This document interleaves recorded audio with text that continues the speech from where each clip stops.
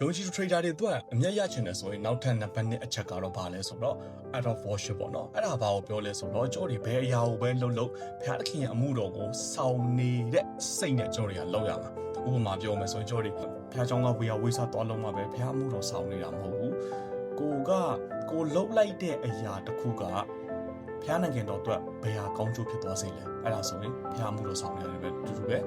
โอเคအဲ့ဒီမှာဆိုကျွန်တော်ပြောပြမယ်ဆိုရင်ကောလောသဲ 3:23 မှာဆိုရင်လူ၏အမှုကိုဆောင်ရွက်တကယ်တော့မဟုတ်တခင်ဖျား၏အမှုတော်ကိုဆောင်ရွက်တကယ်တော့ပြုလေသမျှတို့၌စိတ်စေတနာနဲ့ပြုကြလောဆိုပြီးကျွန်တော်ရေးထားတာဖြစ်တယ်အဲဆိုရင်ကျွန်တော်ဘယ်အရာပဲလှုပ်ကွာကျွန်တော်လှုပ်တဲ့အရာမှန်သမျှကို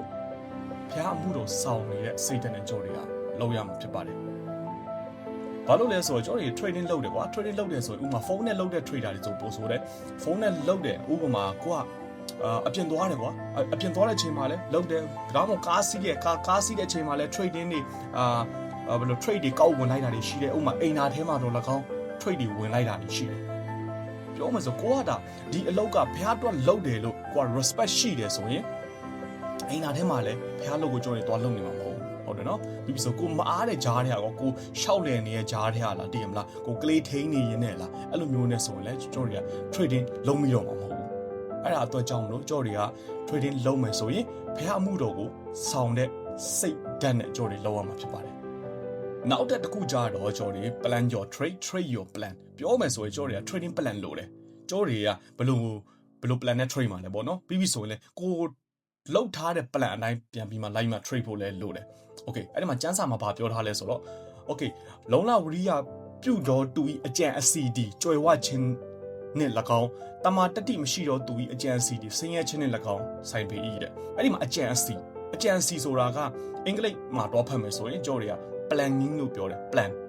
အတိကတော့ဖះကွာကျွန်တော်တွေ plan လောက်တာကိုကျွန်တော်တွေ plan လောက်ထားတာကိုဖះသဘောကျတယ်အဲ့ဒါဖြစ်တဲ့အတွက်ကြောင့်ကျွန်တော်တွေက trading လုပ်တဲ့အချိန်မှာလဲ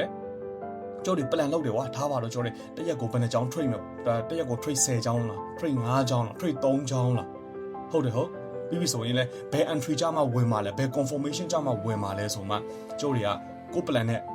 အညီလောက်ထားမှာပြီးပြီဆိုလဲ trade ဝင်တဲ့အချိန်မှာဆိုလဲကို plan လောက်ထားတဲ့ပုံစံတိုင်းပဲပြန်ပြီးမှ trade ရမှာဖြစ်ပါတယ်နောက်ထပ်နံပါတ်4ကတော့ကျွန်တော်တို့ focus ပေါ့နော် focus ဒါမှမဟုတ်ဘူးလဲဆွဲရှိတာဟုတ်ပြီနော်လုံလောက် real ရှိတာလို့ကျွန်တော်တို့သတ်မှတ်လို့ရတယ်ကျွန်တော်မြင်ဘူးတဲ့ဒီယုံကြည်သူ trading လုပ်တဲ့လူတော်တော်များများတစ်ခါရှုံးနဲ့ပြီး quit သွားတယ်ဒါပဲအရန်ကွာပြောမယ်ဆိုကွာ give up အရန်လွယ်တယ်သူတို့တော့ဘာလို့လဲမသိဘူးအဲ့လိုမျိုးတွေဖြစ်ကြတယ်ကျွန်တော်တို့ trading မှာကအဲ့ဒီပုံစံနဲ့သွားလို့မရ trading မှာဆိုရှုံးပါပဲဘယ်လိုပြောမလဲ trading မှာကြတော့အရှုံးကကွာကျွန်တော်တို့လိုအပ်တဲ့ expense ဖြစ်တယ်ကျွန်တော်တို့တုတ်တန်30အခန်းငယ်၄မှာဆိုရင်ပြင်းရတော်သူဒီစင်ရဲချင်းလုံလဝရိယရှိတော်သူဒီကြွယ်ဝချင်းတို့ရောက်တတ်၏တဲ့ရှင်းနေပဲ Christian trader တော်တော်များကျွန်တော်အားပေးချင်တာက give up မလုပ်ပါနဲ့လောလောကူနဲ့အရှုံးမပေးပါနဲ့ကျွန်တော်ကျန်းစာမှာပါပြီးသား9ကြိမ်လဲရင်လဲ9ကြိမ်ပြန်ထားမယ်ဟုတ်တယ်နော်ဖြောက်မှတ်တော့သူက9ကြိမ်လဲဆိုလဲ9ကြိမ်ပြန်ထားရမယ်